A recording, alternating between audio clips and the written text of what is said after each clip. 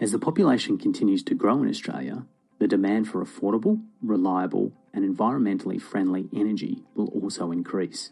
Australia has introduced the Gas Vision 2050, which highlights how natural gas and green energies can work together to achieve a near-zero carbon energy sector by 2050.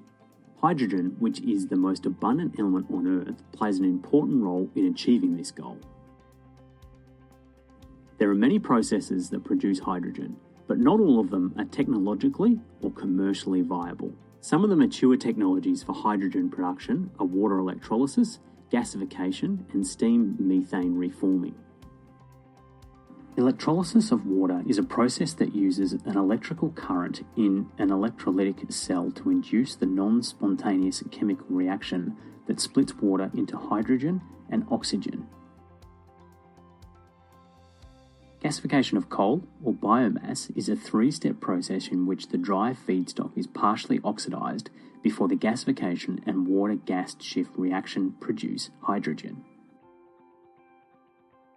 Steam methane reforming is an endothermic process where high temperature steam, between 700 degrees Celsius and 1000 degrees Celsius, is used as an oxidant to produce hydrogen from a methane source, usually natural gas or biogas. Hydrogen has a low density, which makes it harder to store and transport compared to natural gas. There are different techniques used in the storage and transportation of hydrogen. Some methods are based around hydrogen's state of matter, and some require hydrogen to be incorporated into other chemical compounds that can be more easily managed. Hydrogen can be stored in its gaseous form in cylinders when it's compressed to 200 bar, or in tanks when it's compressed to 800 bar.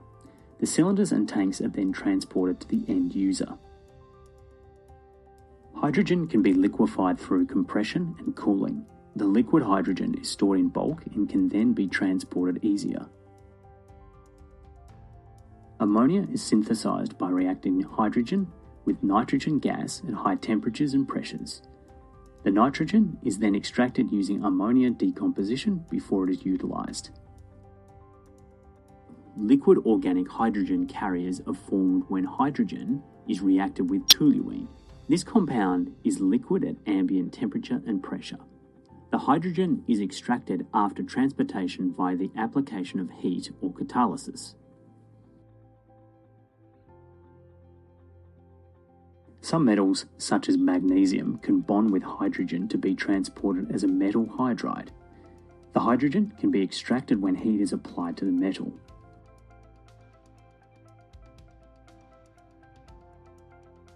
In Australia, hydrogen can be used in several ways, including fuel cell electric vehicles, FCEVs, remote area power systems, RAPS, industrial feedstock, or as a fuel to produce heat.